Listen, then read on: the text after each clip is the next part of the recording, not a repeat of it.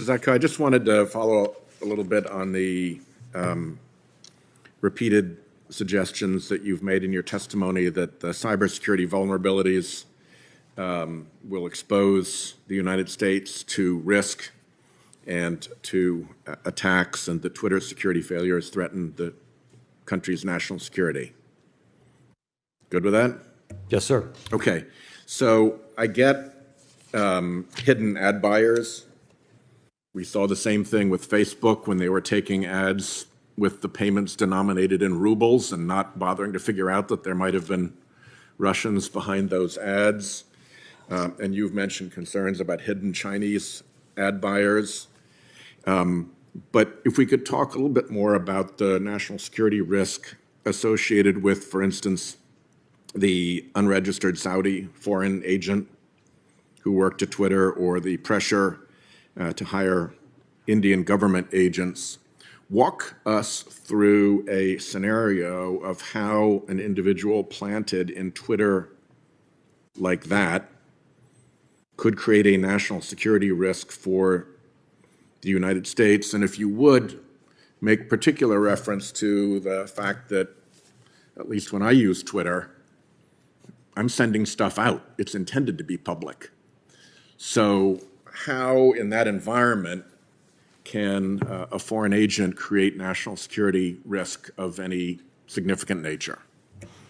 Yes, sir. There are several aspects to that. There's the non-public information that we've spoken about earlier today, your location, your phone number, your email address, things that aren't advertised to the world. In fact, I believe 200 million, if we want to say regular users, not necessarily from a national security standpoint. Twitter in 2020 internally assessed that they lost information on 200 million users for email addresses, phone numbers, other information like that. This is the information that you need in order to start taking over other people's accounts.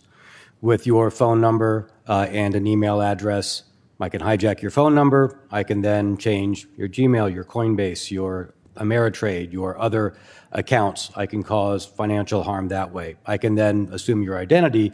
But more importantly, I probably want to be able to understand your whereabouts, your network, and understand, well, I'll give you an example in foreign governments, a concern, and then we can apply that to the United States. There were requests for information about members in the farmers' protest. There might be organizations or groups in the United States where, once I know your home address and your home phone number, I can approach you in real life. I can put pressure on you. I could possibly recruit you. You could be a witting or unwitting accomplice. And then I could influence you or target you for influence operations in the real world. Let me just offer the thought that my home address and phone number and email address are pretty widely known, and indeed in the public domain. So how does Twitter access to that information? Is there more, or what's the difference between being able to look me up in the phone book and having Twitter access to that information? Having been in the public sector myself, yes, a lot of my information became known. There's also a lot of people who are in particular roles where that information is not known. And the targeting of them, perhaps staffers, perhaps aides, perhaps people around you influencing to build that network, which we have seen within, not Twitter, but which the U.S. and the intelligence communities have seen as part of the great game in the intelligence communities in the world.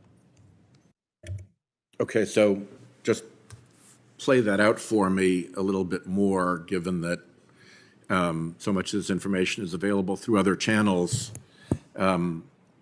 What would the end game be for, let's say, a foreign government seeking to put that kind of pressure on somebody who could presumably make a difference or a decision about to the benefit of the foreign country? Perhaps identifying a relative, a family member, a colleague who is in financial issues or has other elements that can be leveraged against them to help them influence you in a particular fashion without your awareness. So you're able to, somebody would be able to create a sort of family or personal network around an individual Twitter user and extract information about folks in that network? That is one particular aspect that intelligence communities are meant to do. How would that take place through the, if somebody's gotten into the Twitter system, how do they find that out? Well, it might be used in combination with other data collection sources. For instance, one of the concerns of U.S. People traveling to other countries is, was there information in the OPM database? And can that information be cross-indexed against the healthcare industry databases that have been lost? Do we know that this person has a particular political bias on Twitter, and start to tie all of these things together for people of influence or access within governments or within sensitive positions? Thanks very much. My time is up. Thanks, Senator Whitehouse. Senator Graham. I'm sorry, Senator Cornyn. Mr. Zatko, I want to